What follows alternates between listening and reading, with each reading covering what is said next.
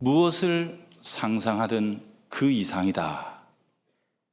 이게 에베소서 3장 20절을 한마디로 표현하면 그렇습니다. 이 말은 이제 4장 1절부터 시작되는 바울의 실제적인 권면을 하기 전에 바울이 에베소 교인들을 다시 한 번 더 환기시키는 표현입니다. 내용은 3장 13절까지 그가 설파했던 복음의 진리입니다. 크게 정리하자면 두 가지예요. 첫째는 하나님께서 예수 그리스도 안에서 죄인과 하나가 되시고 그들을 자녀로 삼으셔서 본래 참 아들 예수님의 몫인 하늘의 영광과 기업을 그들도 함께 얻게 하셨다. 이게 첫 번째고요. 두 번째 내용은 뭐냐면, 둘째는 이 복된 부름에 참여하게 된 자들은 그들이 누구이든지 간에 동등하며 또 하나다. 이게 바울이 3장 13절까지 전한 내용입니다. 믿기 전에야 인종이 달라요, 혈통이 달라요, 성별, 민족, 지위, 재산 등 이런 인간의 외적인 조건으로 너와 나는 차이가 난다, 차별을 짓는다, 뭐 이렇게 하는 것이 당연한 인지상정이었을지는 몰라도 이제 복음 안에 들어와서는 그 모든 게 아무런 의미가 없어졌다는 거예요. 왜? 하나님께는 그런 게 아무 가치가 없는 거라는 뜻이거든요. 하나님은 그걸 값을 쳐주시지 않습니다. 아무리 많이 가졌다고 해도, 이 땅에서 그가 아무리 인간적으로 고귀한 신분이었다 해도 그거 하나님께는 아무 의미 없어요. 높고 유별나게 그가 성취하고 얻었다 해도 결국 그 모든 것 다 가져와도 인생의 운명은 영벌이요 멸망할 것밖에 없습니다. 그러니 만약 그 모든 것을 넘어서 우리가 구원을 얻었다면 이제 교회 안에서는 그런 것들 가지고 서로 왈가왈부해서는 안 된다는 것입니다. 다 쓸데없는 것이며 헛된 거다, 이런 내용입니다. 왜 이런 식으로 이야기를 하고 있는가? 당시 교회, 에베소 교회 안에 유대인 교인과 이방인 교인들 간의 갈등과 불화가 있었기 때문입니다. 유대인 교인들은 우리는 유대인이야 하는 어떤 그런 혈통적 우월을 내세우면서 이방인 교인들을 깔보았고, 이방인 교인들은 바울이 전한 게 뭔데 그 모든 게 이제 다 폐기됐다고 가르쳤는데 저 사람들은 머리가 없나 봐, 너무 무식해, 이렇게 하면서 또 상대방을 업신여겼죠. 바울은 그들 모두에게 경계하고 권면했습니다. 과연 예수의 복음이 한 믿음 안에 있는 너희 서로를 하나로 묶었다는 사실을 알지 못하느냐, 이거예요. 이게 2장에 주된 내용입니다. 예수님의 복음은 심지어 거룩하신 하나님과 영죽을 죄인조차 하나로, 아니 하나 정도가 아니라 아버지와 자녀로 만드는 엄청난 결합력을 우리 가운데서 발생시키는데, 아니 대체 여러분들 상호간에 있는 차이가 그게 도대체 뭐고 또 얼마나 된다고 서로 갈라지고 다투고 경쟁하고 있는가, 이 말이에요. 여러분들은 지금 착각하고 있는 겁니다. 교회로 부름받았다는 게 뭔지를 몰라가지고 헛발질하고 있는 겁니다, 이런 뜻이에요. 예수 그리스도의 복음 안에 있는 교회, 우리 이미 한 몸으로 창조되었다는 겁니다. 어떻게 한 몸이, 이 지체가 한 몸 안에 있으면서 다를 수 있느냐는 거예요.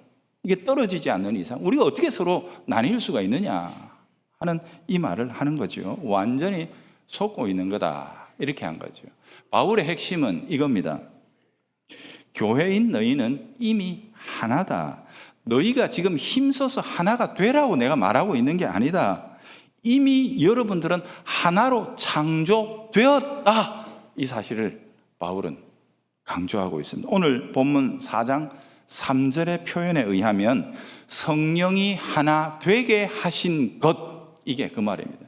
이걸 좀 더 원문 그대로 번역하면 성령의 하나됨, 이렇게 표현을 해요.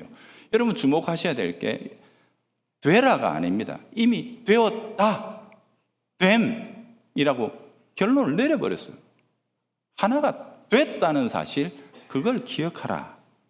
바울은 이 교회가 장차 만유를 통일하는 역할을 맡았다. 만물을 통일시키는 중차대한 임무를 맡았다라고 그렇게 말해요. 그게 1장 22절, 23절인데요. 만물을 그 발 아래 복종하게 하시고 그분을, 예수 그리스도입니다, 만물 위에 교회의 머리로 삼으셨느니라. 교회는 그분의 몸이니 만물 안에서 만물을 충만하게 하시는 이의 충만함이니라. 그러니까 하나님의 계획은 뭐냐? 마침내 이 모든 만유가 혹은 만물이 그리스도의 발 아래에서 복종하게 되는 그걸 이루시는 것입니다. 그 일을 위해 교회가 그리스도의 몸으로 세움을 받아서 만물 안에 파송받아서 만물 안에 거하면서 만물을 충만하게 하시는 예수님의 통치를 만물 속에서 실현해 내야 된다. 이게 바로 핵심인 거죠. 지금 하늘 보좌에 앉아 계신 예수 그리스도의 지상 대리인, 단순한 업무 대리가 아니죠. 왜? 그분과 한 몸으로 얽혀 있으니까 한 몸으로서 그분 머리의 뜻을 행하는 대리인, 굉장한 영광입니다. 그게 교회다라는 겁니다. 그래서 3장 14절부터 19절에 이르기까지 그는 에베소 교회가 이 놀라운 특권적인 부름, 이 영광스러운 부름의 진리를 온전하게 깨달아 알 수 있도록 해 주십시오 라고 그렇게 간절하게 기도를 올린 것입니다. 자, 그런데 이 기도를 마치자마자 바울은 3장 20절부터 갑자기 마음에 벅차오르는 감격스러운 찬양을 내뱉습니다. 3장 20절이죠. 왜 갑자기 찬양하나? 바울은요, 기도를 딱 마치자마자 방금 자신이 기도했던 내용 혹은 생각하고 구했던 것 훨씬 이상으로 하나님이 이미 채워주려고 작정하고 계시다는 사실을 발견하게 되었기 때문입니다. 그 내용이 뭐냐? 그게 21절이에요. 보라, 하나님은 그리스도 안에서는 이미 영광을 받으셨다. 그분을 통해서 영원토록 영광을 받으신 아버지께서 그분의 몸인 교회 안에서도, 아니 교회를 통해서도 그리스도가 하나님을 영화롭게 하신 것과 똑같은 영광을 받으려고 계획하고 계신다. 이걸 바울이 안 거예요. 그래서 찬양한 겁니다. 가슴이 터질 것처럼, 아니 우리 같은 것들에게 그런 영광을 기대하신단 말이에요? 라고 그렇게 바울이 찬양을 합니다. 왜죠? 하나님이 그리스도가 올려드린 그 영광을 우리에게서도 똑같이 받으시려고 하면 그리스도가 하나님을 영화롭게 해드릴 수 있도록 그리스도 안에 충만하게 허락해 주셨던 그 놀라운 은혜들을 우리에게도 주셔야 하기 때문에 그렇습니다. 그러니 바울은 내가 생각하는 것보다 더 주시려고 그러는구나. 내가 구한 것보다 몇 배나, 아니 비교할 수 없을 정도의 풍성한 은혜를 하나님이 이미 교회한테 주시려고 하는구나. 이 사실을 깨닫게 된 거죠. 왜? 그리스도처럼 교회를 통해서도 영광 받으시기를 원하기 때문이에요. 그러니 바울이 멈출 수가 없는 거예요. 그러면 도대체 하나님이 교회 가운데 주시려고 하는 게 뭐냐? 그 1장에서부터 3장까지 보면 능력이라는 단어로 표현된 수많은 내용들이 다 해당됩니다. 근데 그걸 제가 사도 베드로의 말로 제가 보충 설명을 해보려고 합니다. 사도행전 10장 38절에 사도 베드로는 예수 그리스도를 이렇게 회상하며 고넬료의 집에 설파하죠. 하나님이 나사렛 예수에게 성령과 능력을 기름 붓듯 하셨음에 그가 두루다니시며 착한 일 혹은 선한 일을 행하시고 마귀에게 눌린 모든 자를 고치셨으니 이는 하나님이 함께 하셨습니다. 하나님이 예수 그리스도에게 성령과 능력을 기름 붓듯 하셨다. 그리고 그와 함께 동행하셨다. 그리하여 그분이 아버지를 영원토록 영광스럽게 해드렸는데 그걸 교회에도 주시려고 한다. 이게 바울의 의미입니다. 그래서 에베소 교회에게 일깨워주는 겁니다. 정신 차리십시오. 하나님이 지금 당신들을 통해서 하시고자 하는 일이 뭔 줄 압니까? 그 위대하고 영광스러운 일들을 여러분들이 반드시 깨달아야 하고 여러분들이 그 복되신 계획에 참여해야 합니다. 하나님의 복된 계획에 참여하십시오.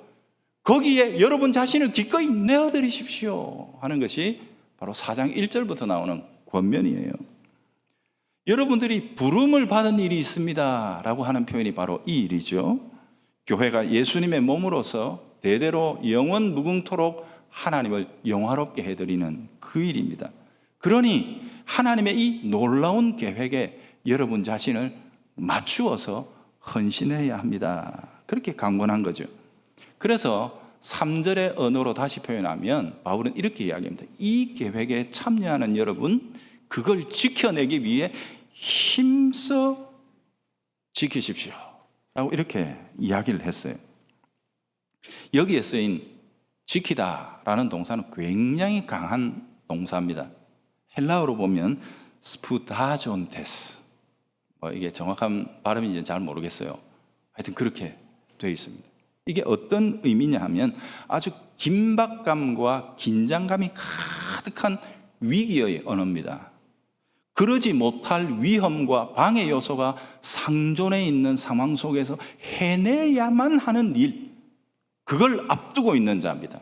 근데 이걸 또 현재 분사로 써가지고요, 굉장히 시급한 일로 묘사하고 있습니다. 그래서 이런 겁니다. 당장에 시작해라. 너부터 시작해라. 다른 사람 핑계 댈 것 없다. 너부터 당장에 이 일을 시작해라. 힘써 지키라. 이런 뉘앙스로 바울은 설명하고 있는 것입니다. 바울이 왜 이렇게 긴장감이 가득한 언어를 사용했을까요? 바울은 알고 있거든요. 무엇을요? 이미 그들이 이런 교회됨의 영광과 의미를 망각해서 무지 때문에 세상 것들 가지고 서로 갈등하고 차별하고 멸시하고 대립했었다는 사실을 바울은 알고 있기 때문입니다. 아무짝에도 쓸모없는, 하나님 나라에서는 아무 가치가 없는 그것들을 가지고 와서 세상 것 가지고 경쟁하다가 우리를 부르신 그 부르심의 본질, 그 영광을 놓쳐버리고 하나님의 교회를 세상의 모임처럼 만들어버렸던 그들의 전력 때문에 바울은 긴장하고 있는 것입니다. 그러니 여전히 지금 그들 가운데는 또다시 이 위험이 반복될 그런 위기의 상황이 있는 거죠. 그래서 바울은 그들을 일깨우고 있는 것입니다. 여러분 생각하십시오.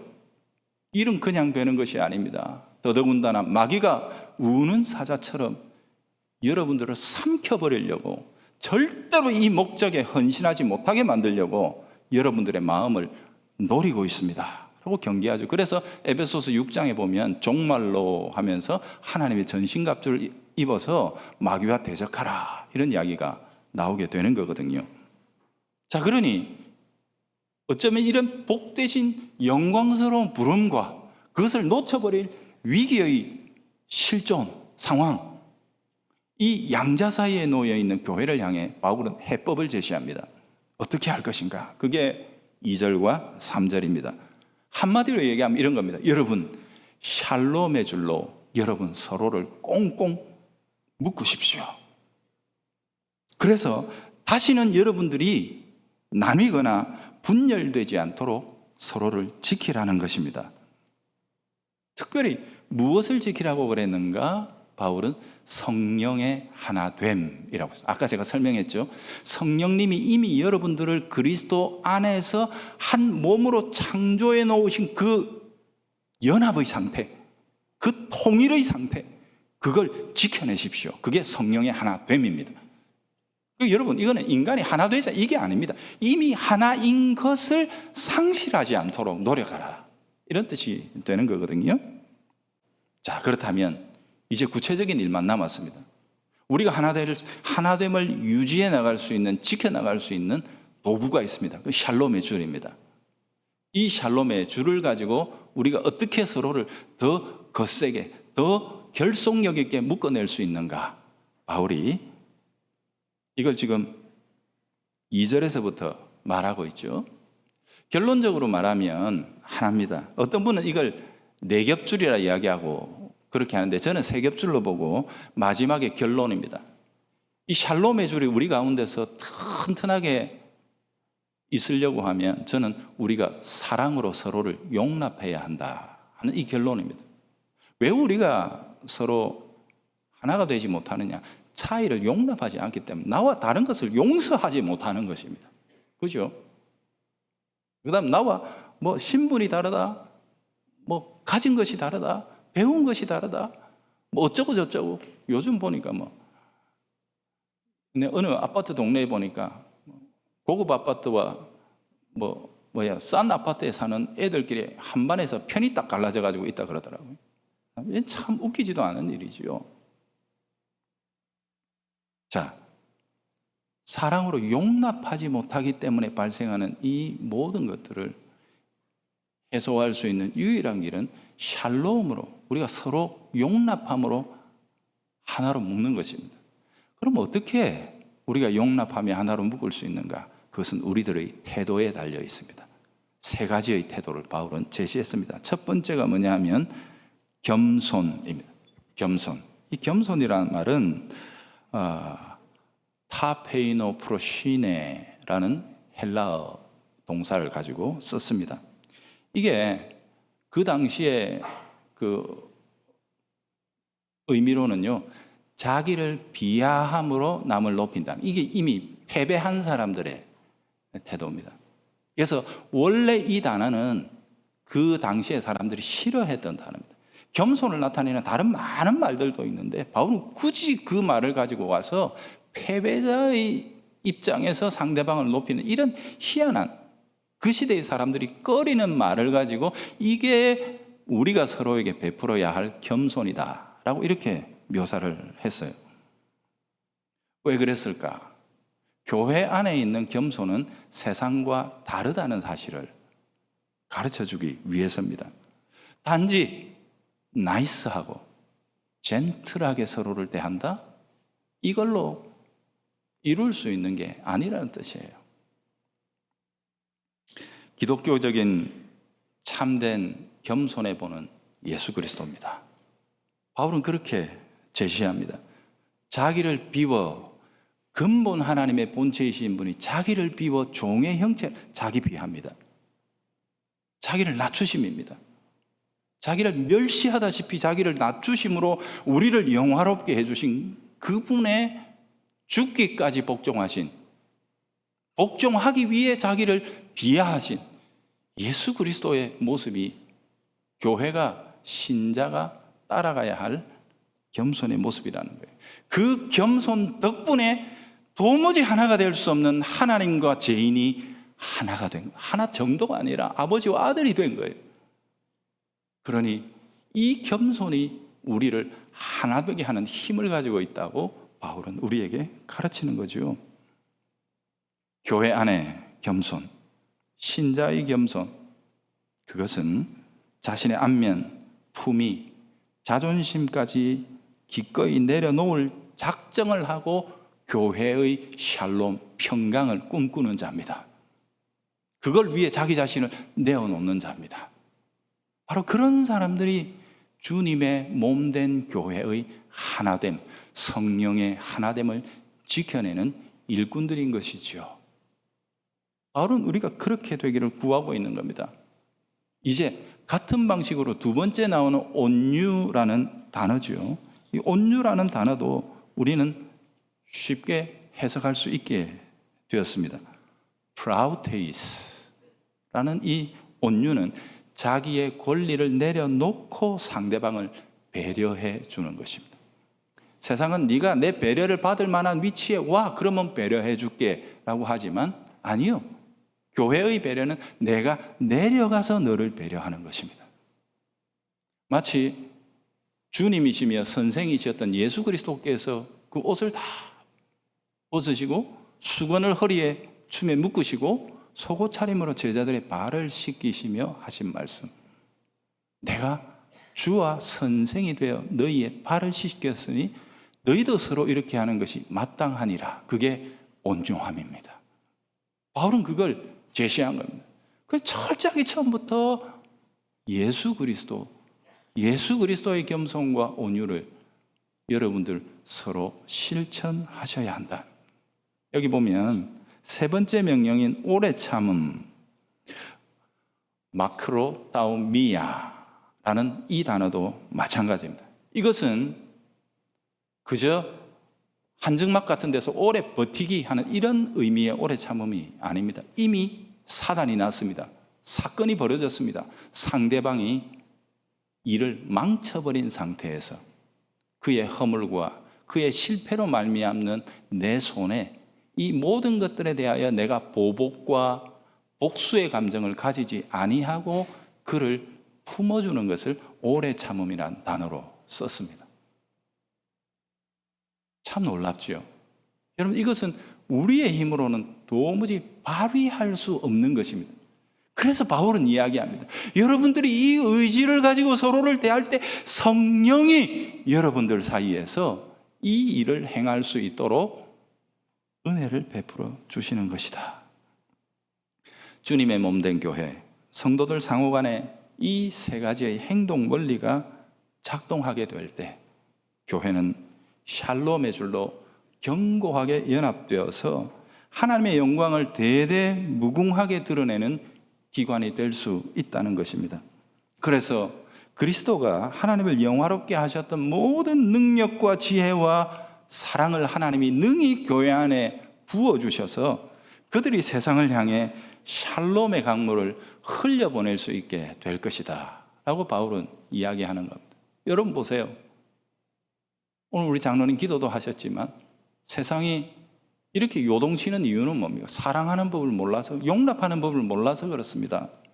온갖 분열과 증오와 대립과 갈등이 난무합니다. 전쟁만 안 났다 뿐이지 우리나라의 정치권, 노사 간에, 우리나라의 이 모든 이 계층 간에 온갖 분열과 증오가 난무하고 있지 않습니까? 전쟁하고, 세계도 마찬가지죠. 우크라이나에서 얼마 전에 지금 이스라엘에서 얼마나 잔혹하게 서로를 죽입니까? 전쟁하고 죽이고 빼앗고 저주하는 것 외에 다른 해법이 없습니다. 나와 달라? 그럼 밟아서 죽여야지, 없애야지.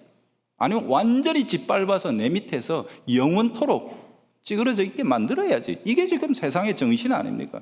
다른 해법을 찾을 수 없습니다. 나와 이질적이고 다른 것들에 대해서 내가 어떻게 행동해야 할지 세상은 알지 못합니다. 그래서 그들은 서로 전쟁하며 짓밟습니다. 바로 이런 세상에 교회는 여기에 참된 해법이 있다는 사실을 보여주는 것입니다. 서로 다르고 거슬리고 불편하고 거부감이 생기는 사람도 집단도 문제도 관계도 단지 싸우고 승패를 겨뤄 우열을 정할 것이 아니다. 그 방법 외에도 완전히 새롭고 창조적이고 평화롭고 안전하고 모두가 윈윈하는 복된 길이 여기에 있다. 이게 교회가 존재하는 이유입니다. 그걸 교회 안에 하나님의 샬롬을 이루어 세상 가운데 제시하는 것입니다. 교회처럼 해야 문제가 풀린다. 예수쟁이처럼 해야 문제가 풀린다는 것입니다. 그것이 곧 생명과 사랑과 평강과 긍휼의 복음으로 만유를 그리스도 아래 복종시키는 일이 될 것이기 때문입니다. 사랑하는 성도 여러분, 이 위대한 역사의 변화가 어디에서부터 시작이 됩니까? 주님의 교회에서부터 시작이 됩니다. 그 진원지가 교회라고 바울은 이야기하고 있습니다. 이처럼 서로 다른 우리를 보세요. 우리도 다 같지 않습니다. 우리도 다 다릅니다. 우리 너무너무 스타일이 달라요. 하나도 맞는 게 없는 것 같아요. 그런데도 불구하고 우리는 하나가 될 수 있어요. 왜? 그리스도라는 하나의 힘, 그리스도라는 하나의 능력으로 우리는 이 모든 이질적인 것들을 극복하고 그리스도 안에서 하나가 됩니다. 교회의 이 위대한 연합의 힘을, 사랑의 힘을, 긍휼과 샬롬의 힘을 세상이 사모하고 그것을 위해 나올 수 있는 역사를 펼쳐나가야 합니다. 바울은 그게 교회로 우리를 부르신 하나님의 뜻이라고 말했습니다. 사랑하는 성도 여러분, 우리 미포교회 안에서 성령님이 이 일을 앞서 행하고 계십니다. 그래서 바울은 그것을 교리적으로 그리스도의 연합, 하나님의 연합이라 하지 않고 성령의 하나됨이라고 말씀합니다. 지금도 교회 안에서 우리 사이에서 성령이 이 일을 하고 계시다는 뜻입니다. 그러니 성령님의 이 위대한 역사에 우리 가운데서 앞서 행하고 계시는 이 거룩한 사역에 우리 자신을 함께 내어드릴 수 있기를 바랍니다.